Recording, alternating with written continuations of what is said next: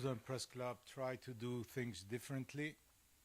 We were launched a year and a half ago here not far from Mishkenot Shananim, where some of you may remember where the good old restaurant of Chef Moise Be'er was, the richest restaurant in Jerusalem, where I'm sure you guys remember, the younger ones over there.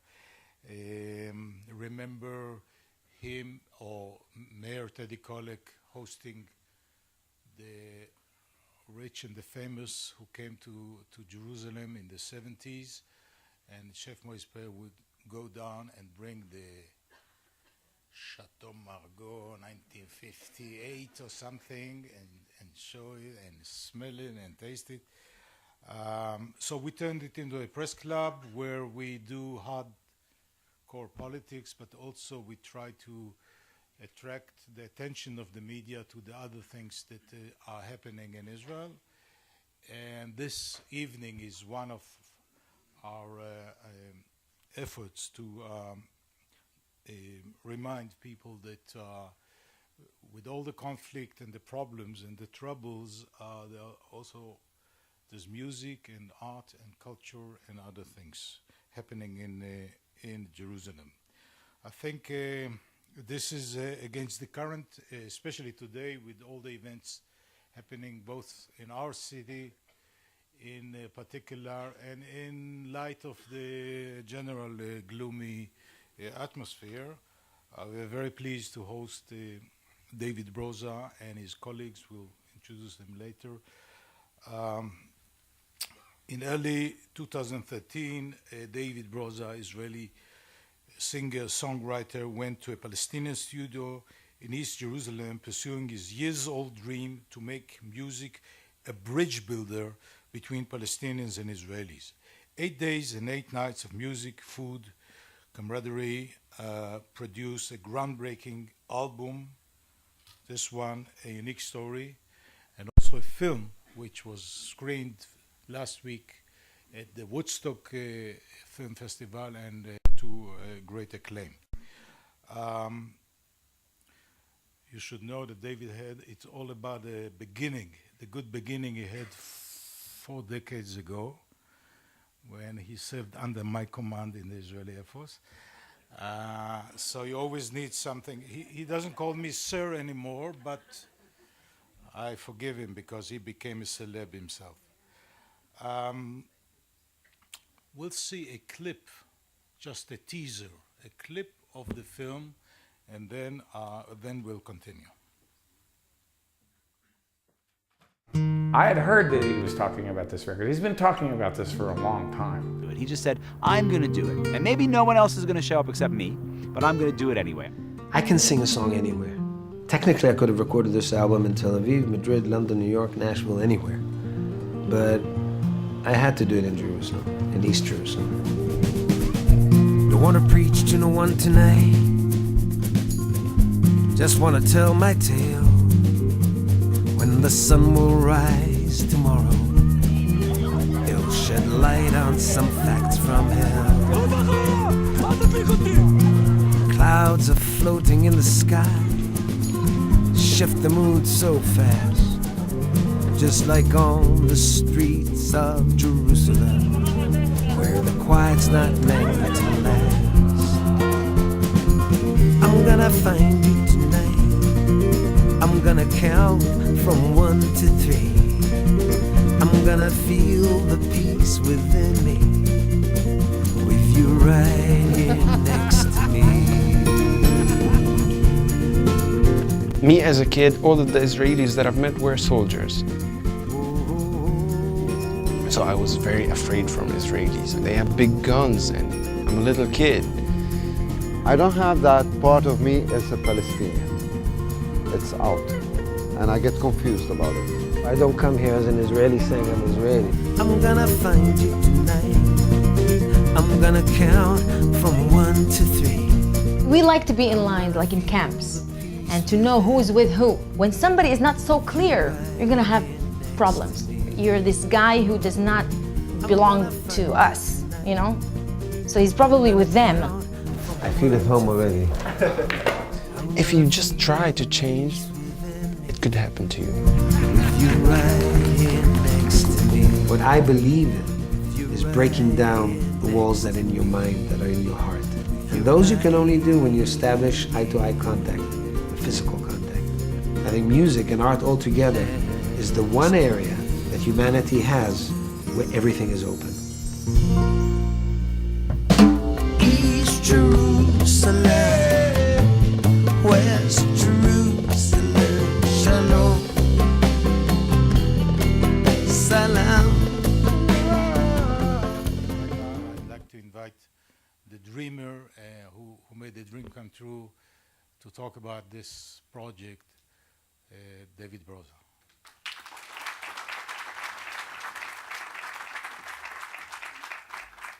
Commander.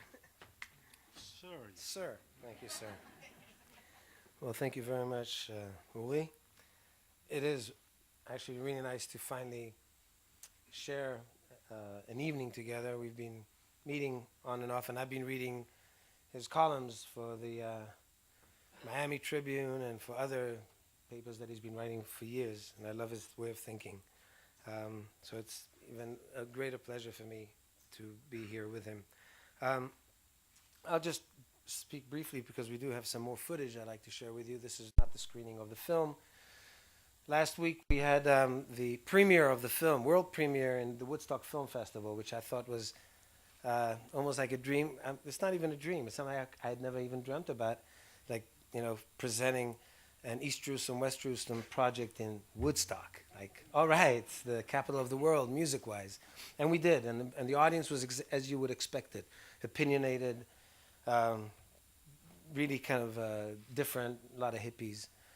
Full house, hundreds of people flocked into the theater, and we got a long standing ovation, after which, along with Erez, the director, and Steve Earle, who was there, honored us with his presence. We did Q&As. And anyway, this film is not about painting a rosy picture about Israeli-Palestinian relations, not at all. This comes in spite and despite of everything we live in. It comes with years and years of work. I kind of been brought up into this way of thinking that one can face the impossible challenges from a human standpoint and from a psychological standpoint if you only try to speak about them and try to face them. But that's the kind of upbringing I had at home. My parents, my grandfather, grandparents at large.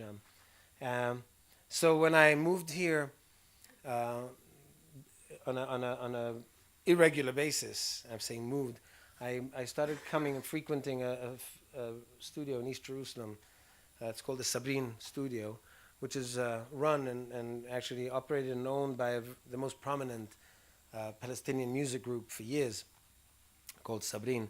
And that made me feel very welcome to come and feel at home amongst their friends and feel at home in the studio, and actually encourage that over time, and if we have time later on, I can give a little bit more background about it, to even record and write and put together all kinds of projects that would actually enabled me to move a lot of my projects from Tel Aviv and from anywhere else that I'd be working, whether it was Madrid or even the United States now, to this wonderful little studio right here in East Jerusalem.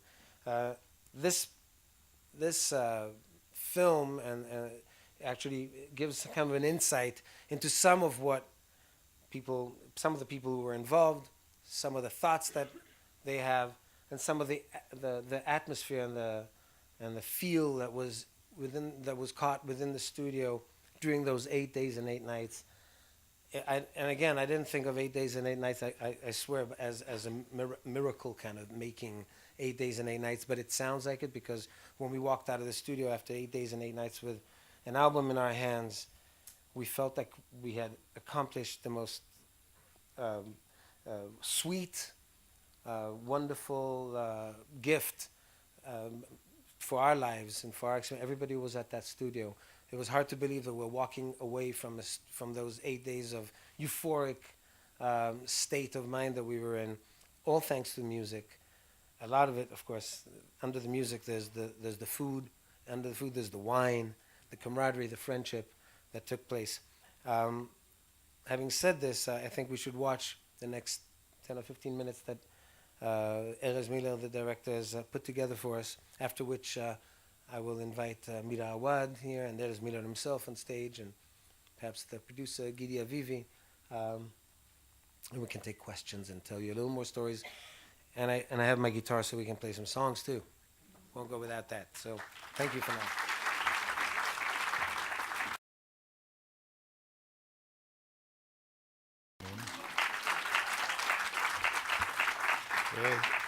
Singer Mira Awad.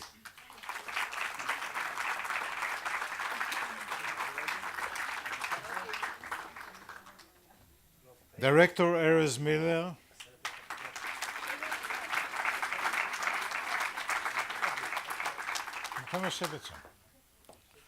Who co-directed with Enrique Zimmerman, and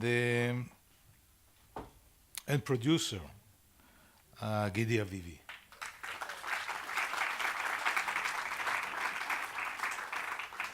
By the way, Mika, the director of the choir, is here, right, Mika? Micah, I'm sorry.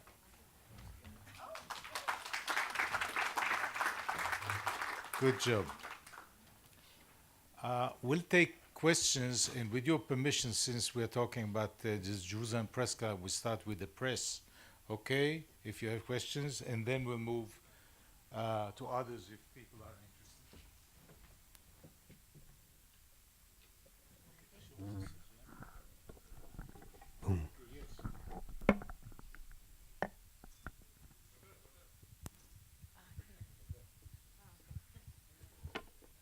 Yes, please. Yeah, Hello. wait for the mic. So two very simple questions. The first is, when will this film come out here? In other, I'm from Germany, for example, if you know that. And the other question, in what neighborhood is the studio located? Well, for the first question, I think Gidi can answer.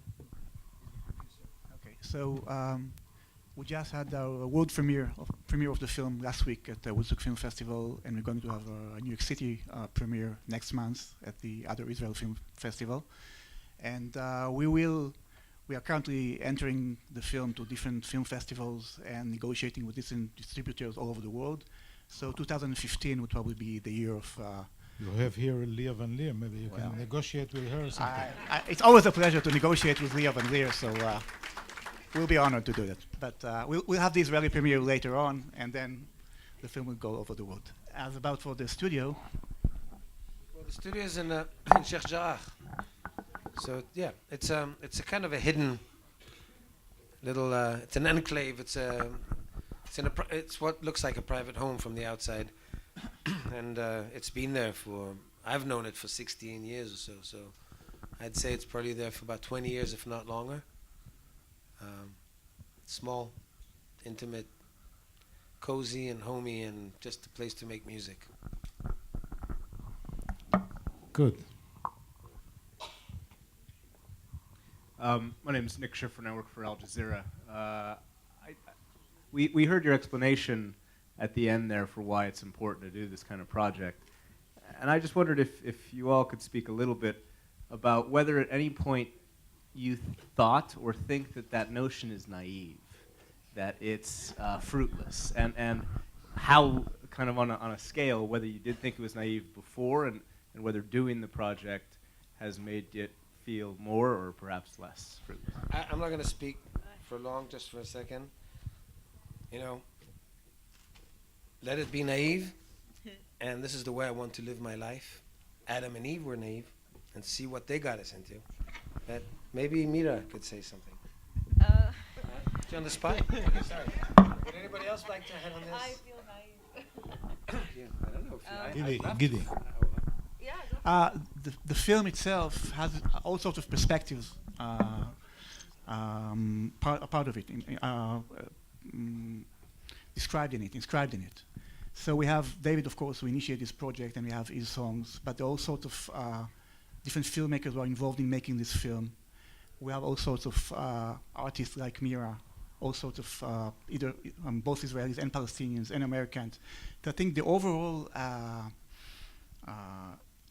impression that the film as a whole leaves is not that naive.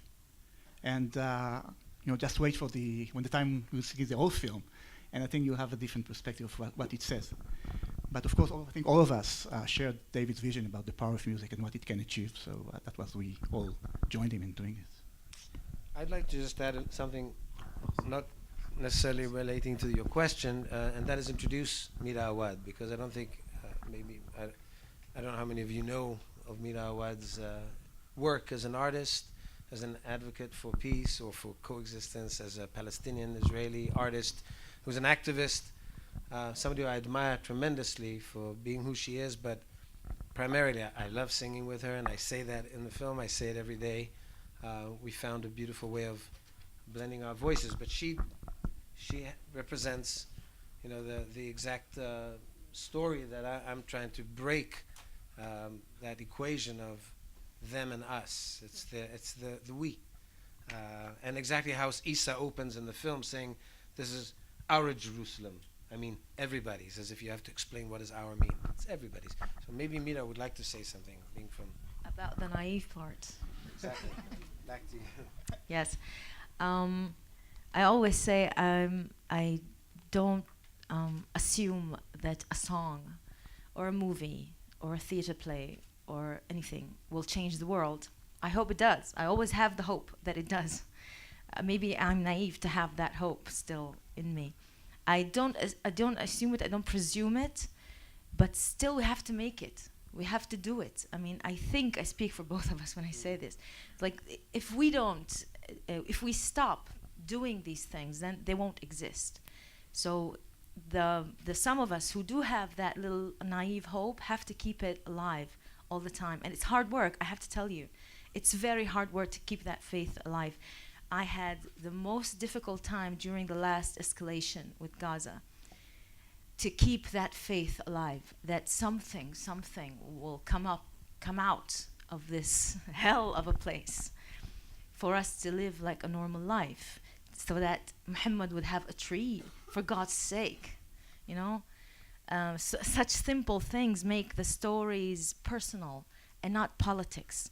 And this is the important thing. And I think through music or through a play or through a movie, that's the only thing you can do. You can personalize the music, the story, which can actually give a window to you or to other people in Germany or in America to look at this story not as political point of views. Because, okay, that's fine. That's for panels on TV, on Al Jazeera. But the story here is personal. People are living this. Are living it in very complex ways. Each of us lives it in a different complex way. Like each one on this panel sees it in a different way and lives a very, very different complexity. And this is the only thing that art can actually do. I have a question for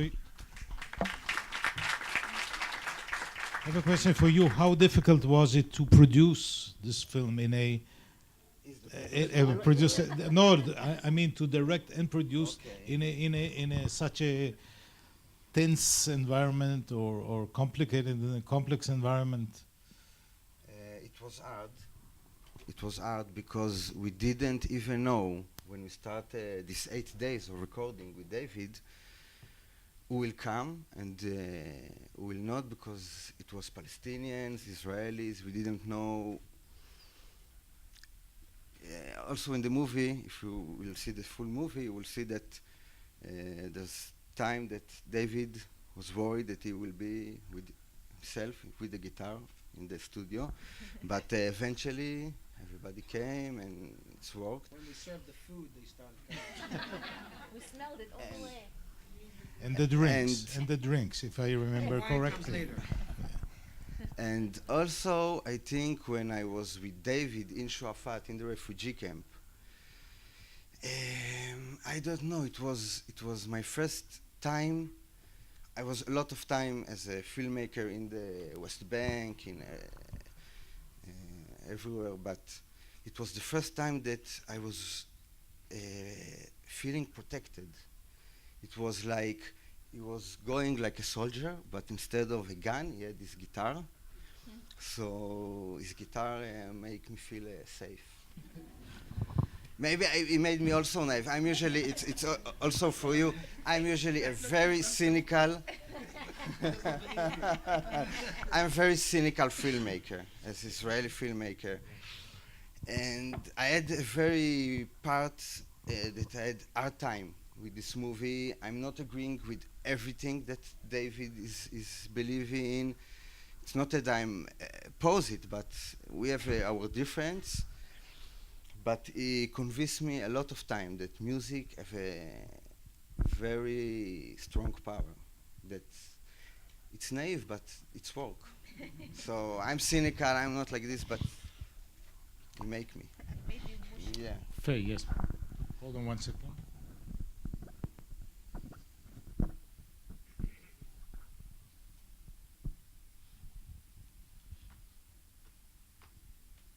She has a strong voice.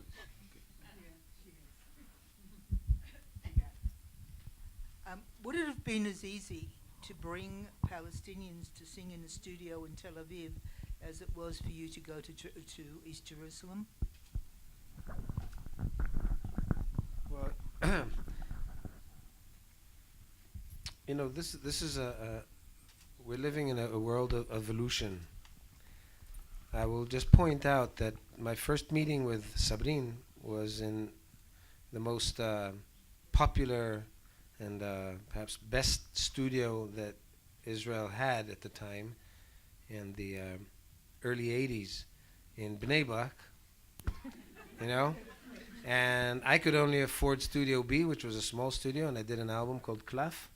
And in Studio A, which was every new musician's dream, is to move into Studio A, the kingdom of sound, there was a prominent Palestinian band playing, and it was Sabrin. And the only place we met was in the kitchen, because that's where we could make coffee or whatever, and we'd say, hello, hello, hello. Little did we know that some 25 years later, I would be bringing my production from Tel Aviv to East Jerusalem. So I don't measure what goes in this land on a day-to-day basis. I look in the bigger picture, and I think there's a lot to work on, a lot to look forward to. But if you don't have a relationship, you have nobody to do it with. And this goes through music, and I live it and I believe in it. Ali. Eileen, pressure for Erez. So speaking of that relationship, I wanted to ask you, it's coming in and out, sorry. So many Palestinians are against doing any kind of normalization projects for obvious reasons. And I'm wondering if you came across that while you were making this and had people who you hoped to participate who couldn't or wouldn't because of it's considered normalization, and do you have any plans or partners to screen it for Palestinian audiences as well as Israeli audiences? Well, yes, I had hoped that more Palestinians would come to the studio and work, which actually that's what ended up happening. But there was a moment where the boycott was very evident in every conversation or unspoken conversation, because there's nothing you can do about it if somebody feels that he is threatened or agrees with it. Unfortunately, not unfortunately, I mean, I don't believe in boycott. Certainly not boycotting the minds and the souls of culture and the spirit of culture. I'm sorry. Every dictatorship has managed to do that, and dictatorships win. But over time, it's the culture and the art that prevails, and I believe it will prevail. And I believe that the boycott may be necessary at this point to prove certain points, to move and shake on the political side, but the people must speak their minds to each other. And the only way they can do it is if they sing with each other and they do art with each other and let the muses work. And this is, out the window as far as I'm concerned. I just disagree with that side of it, and it hindered the chances for this project to happen for some moments. But after 8 days, it felt like we walked out of a miracle. We had everybody that we could have possibly had, and the most beautiful thing is we were openly invited to Shuafat, and thus started a relationship with the camp and with the children in the camp. But that's another story. Anybody? Yes, please. Daniela Brick from the Spanish news agency EFE. I would like to know when this film or documentary was shooted, and as well, which is the aim of the movie? What would you like to show, or what is the message, if indeed there is a message? Okay, we'll show the whole movie. It was shooted 2 years ago. Shot 2 years ago. No, you disagree. There's disagreements here. He said shoot it. He's the director. Yeah. January 2013. January 2013. And what was the other question? The aim. The purpose. Okay, this I think David should answer, but because he's the dreamer that started all of this project, and it is his vision in the beginning. So you guys are just following his dream. leadership. Yeah. Of course. You want to talk about the purpose? I can say I agree with Mira. You know, a film, a book, a play is not going to change. It's not going to change the world. But we change our lives through our beliefs, and if we can accomplish touching our dreams, then we are changed. And I have been all my life as an artist. I've envisioned things, and I work hard. It can take a year, it can take 5 years, 13, it can take a lifetime. I hope this film, if will inspire people who live in conflict areas to take the initiative and to create projects like this. Although I'm a musician, primarily I'm an entertainer. This is what I live to do, to entertain and play. But there is another side of life, which is the other 22 hours a day when you're not on stage, that you have to deal with, which is the reality. And we can apply music and art to bridge building. I'm in close touch with communities out in the Latino communities in South America, and then of course in the United States. And it was actually a foundation that is a Latino foundation called the ABC Foundation and the Univision that asked me to perhaps bring this type of an approach to their inner city communities and to post-narco communities that are shattered in Medellin, in Mexico, and there's so much that one can do. I can only show a way. I can't make the way. So you have a lifelong work here. Guys, I have a suspicion that these people want to hear music. So I want to thank you, David, Mira, Erez, and Gidi, and you two stay and, no, these two. Thank you very much. Okay, let's get started with the real thing.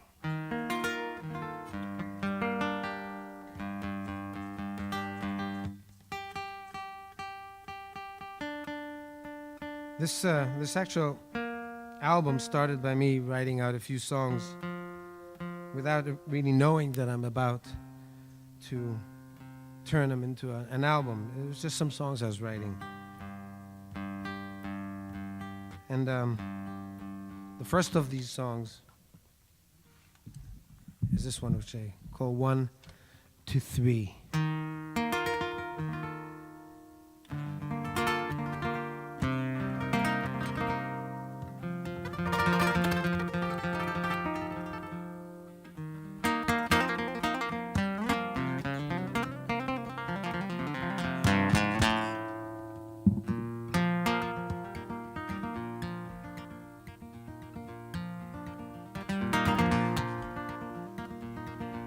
Wanna preach to no one tonight.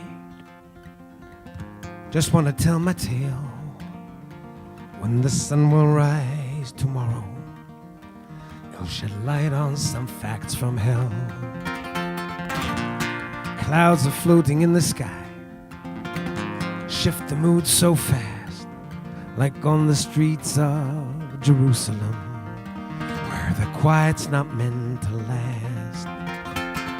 I'm gonna find you tonight. I'm gonna count to 1, 2, 3. I'm gonna feel the peace within me. you right here next to me.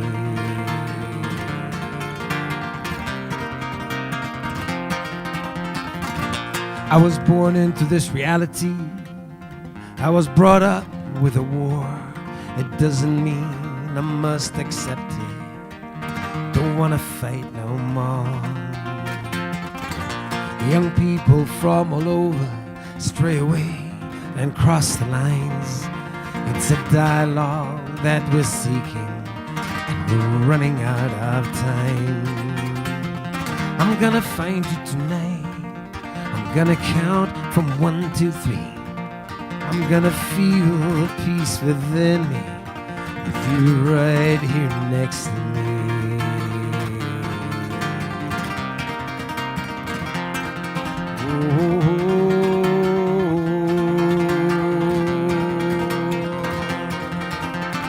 I'm gonna find you tonight. I'm gonna count from 1 to 3. I'm gonna feel the peace within me with you right here next to me. I'm gonna find you tonight. I'm gonna count from 1 to 3. I'm gonna feel the peace within me with you right here next to me. With you right here next to me. With you right here next to me.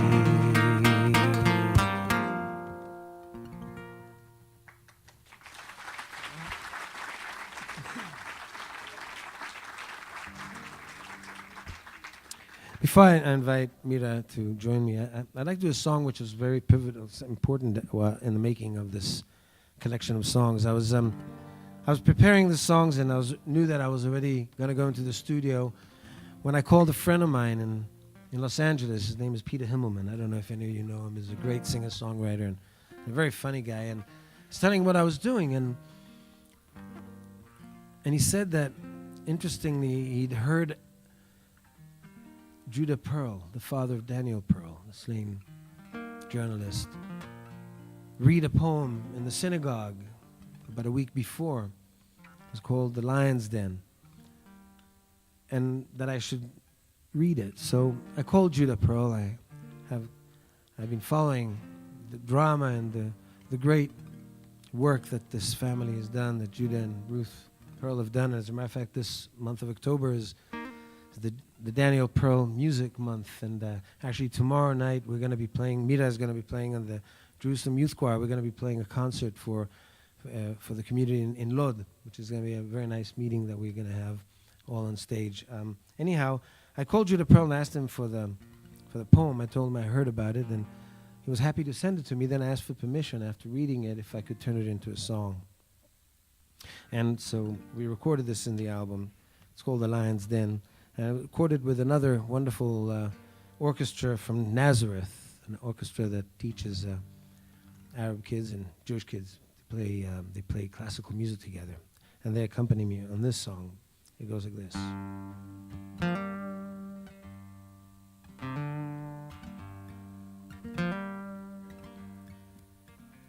Come and walk the road through the Lion's Den, south of midnight, Karachi, Pakistan. Some named it nursery, some named it shed, a compound, a shack, the papers said. I found it in my father's holy book, the Lion's Den, the Lion's Den, the Lion's Den, the caption read. Come touch the walls on which through eyes with 1,000 dreams I wrote songs of fearsome battles, ancient wars that for 7 days raged on.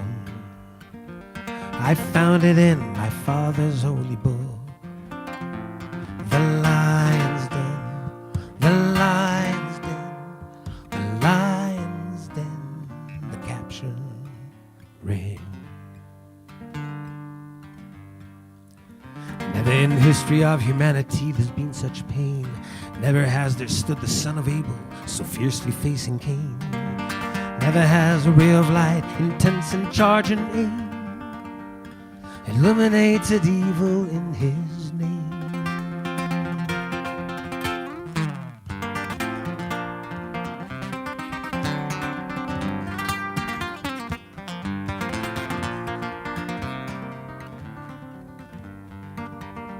I found it in my father's holy book. The lion's den, the lion's den, the lion's den, the caption read.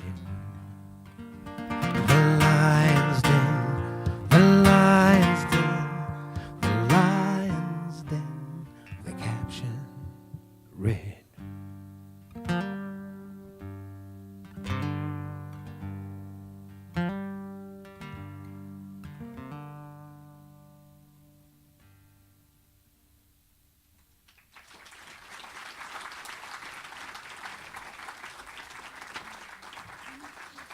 And now, please welcome Mira Awad back on stage here. I'm gonna get some water. You're gonna get some water? Go get some water. I can tell jokes. No, actually, I don't. I never remember jokes.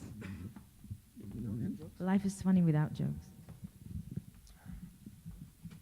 Well, we have this song that we sing together on the album, one of a couple that we sing, which is called Ramallah Tel Aviv. What's it called? Ramallah Tel Aviv. Say? He loves how I say Ramallah. Of course. Sounds, it just has this great sound. So does Tel Aviv. But together they sound, like Steve Earle said, like Romeo and Juliet. All right. I hope not. I hope not. And this song came out after one night driving to Ramallah and after midnight, and on the way back, seeing lights in the far distance, and I asked my friend, "What is this? What are these lights?" He says, "Tel Aviv." I couldn't believe it. It's just right there. So it goes like this.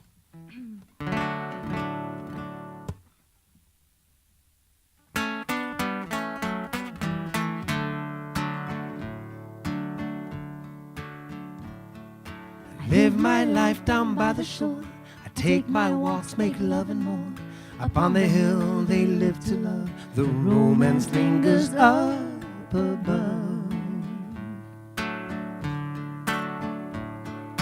Eastern winds bring lustful scents, mixed with tears of innocence. Years of war and indifference, love and hate and self-defense. Extensions of erotic cells. Continuous flow, the sounds of bells. The do's and don'ts, the right to be, the need to give. Oh, oh, oh, oh, that's where Ramallah is, Tel Aviv.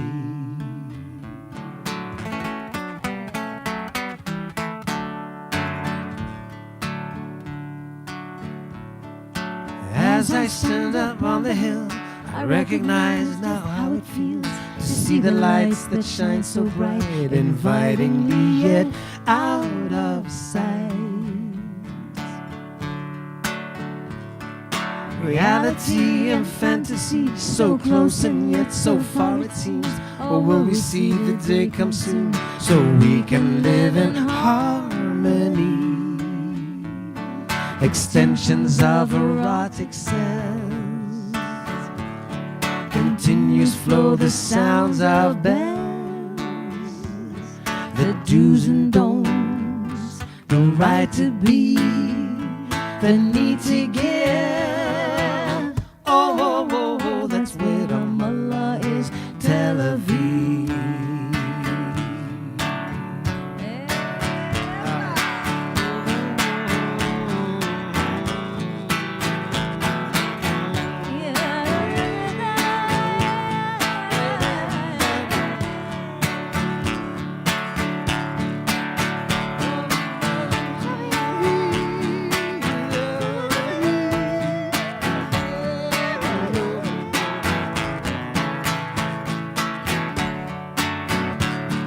Extensions of erotic cells. Continuous flow, the sounds of bells. The do's and don'ts, the right to be, the need to give. Oh, oh, oh, oh, that's where Ramallah is. Tel Aviv. Oh, oh, oh, oh, that's where Ramallah is.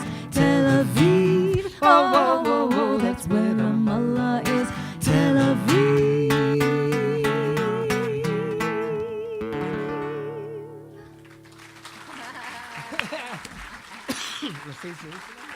يلا نعطي موال. موال.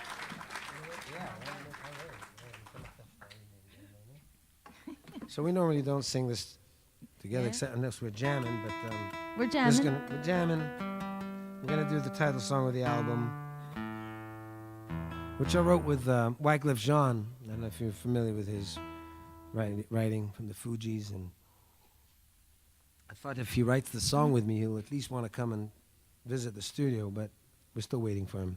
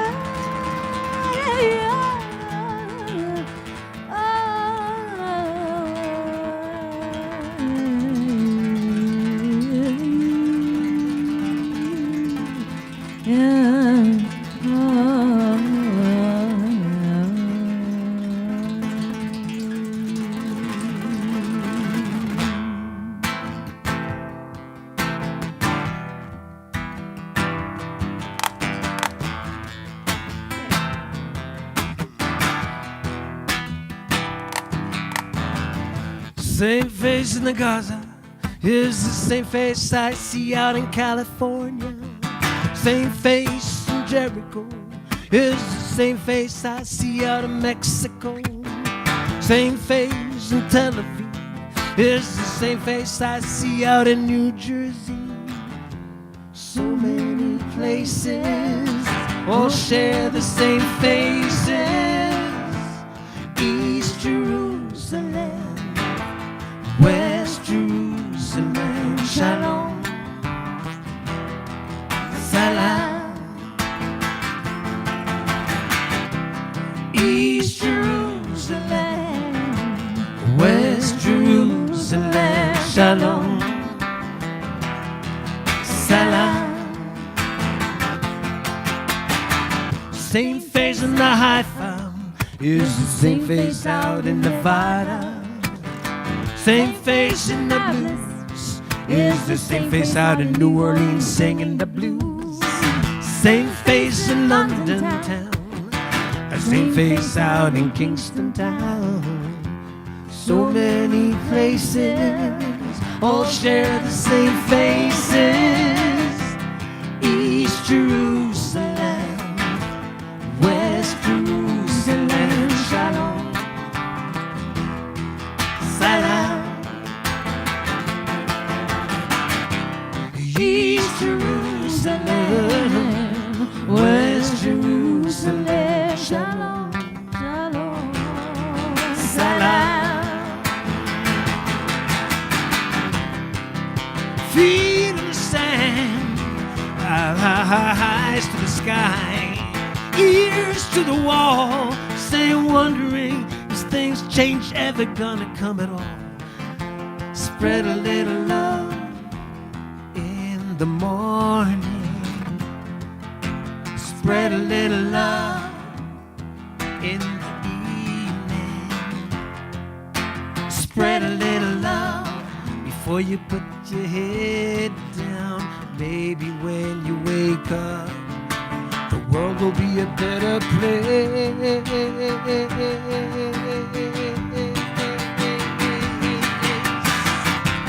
East Jerusalem, West Jerusalem, Shalom, Salam. East Jerusalem, West Jerusalem, Shalom, Salam. East Jerusalem, West Jerusalem, Shalom, Salam. East Jerusalem, West Jerusalem, Shalom, Salam.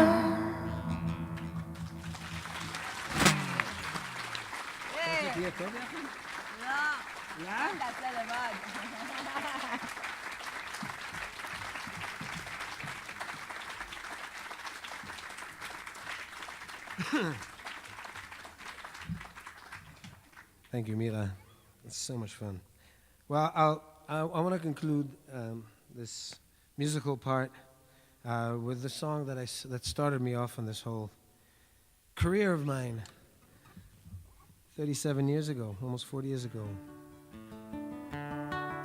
That's called, it's a song that was written on literally on the night when President Anwar Sadat set foot on Israeli soil, hence starting the peace process. And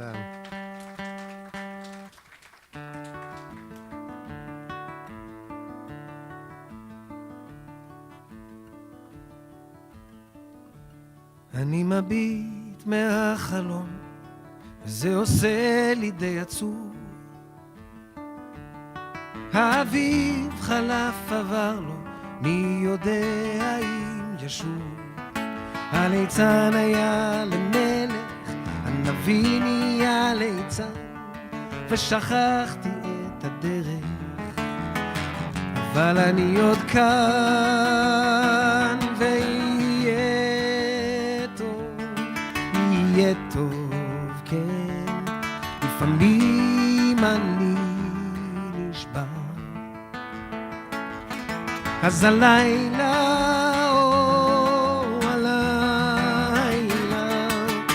כך אני נשאר.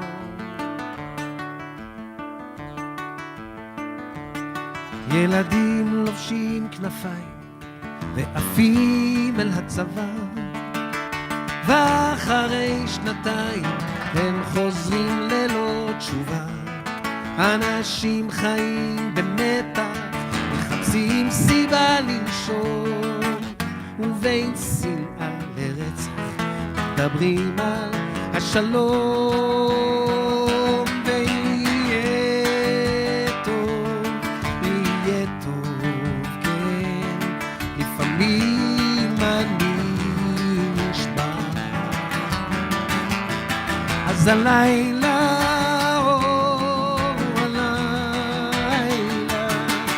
איתך אני נשאר. כן, שם למעלה בשמיים עננים לומדים לעוף, ואני מביט למעלה ורואה מטוס חטוף. ממשלה של גנרלים מחלקת את הנוף, ושלהם ולשלנו, ולא רואים בסוף.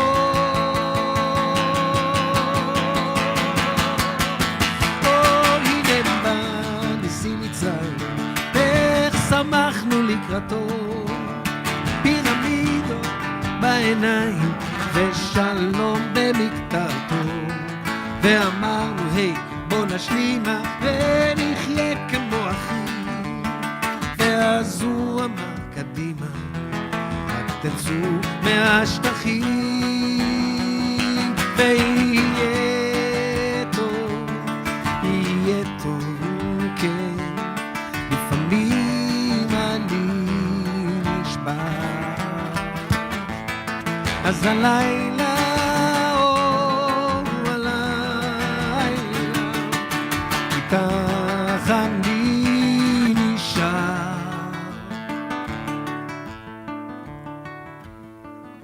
Over the years, we've added a lot of verses to this,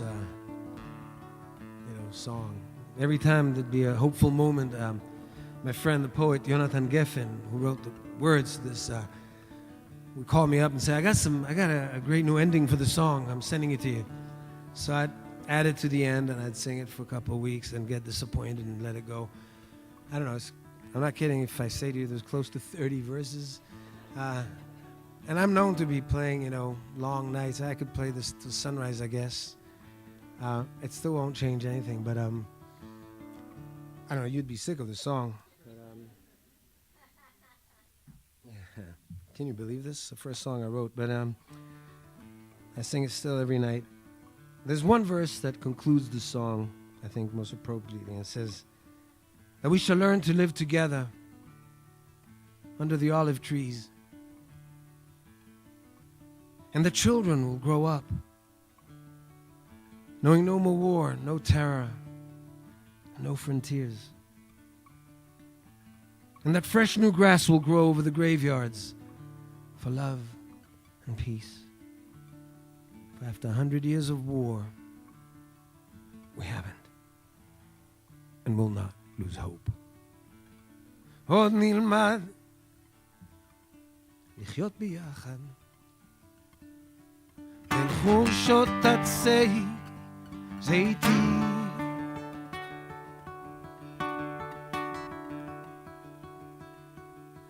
ילדים יחיו בלי פחד, בלי גבולות ובלי מקלטים. על קברים נפרח העשב לשלום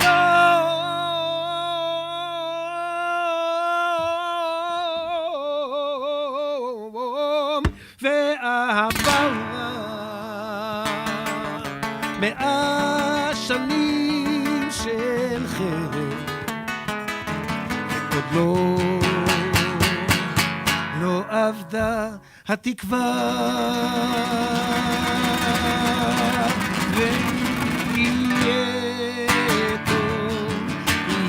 טוב, כן. לפעמים אני נשבע, אז הלילה,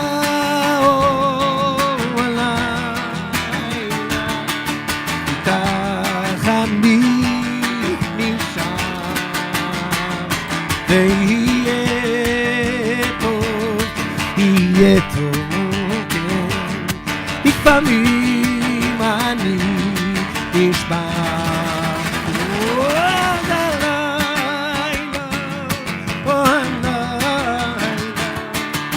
איתך אני נשאר. אני מביט מהחלון, אולי מגיע, כן, מגיע יום חדש, כן, כן, כן, כן, כן, כן.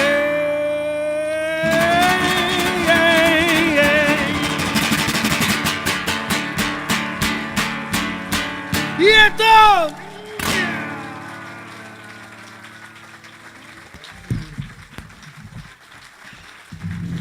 Thank you to Uri Dromi and Linda. Where's Linda? Linda, toda rabba. Thank you so much for enabling us to do this.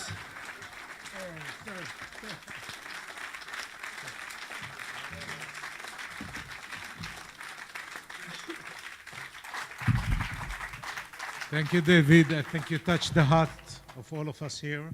Thank you, Mira. Thank you, Erez. Gidi, I want to thank our colleagues, the Jerusalem Press Club, Linda, Anna, Michal, and Vanessa.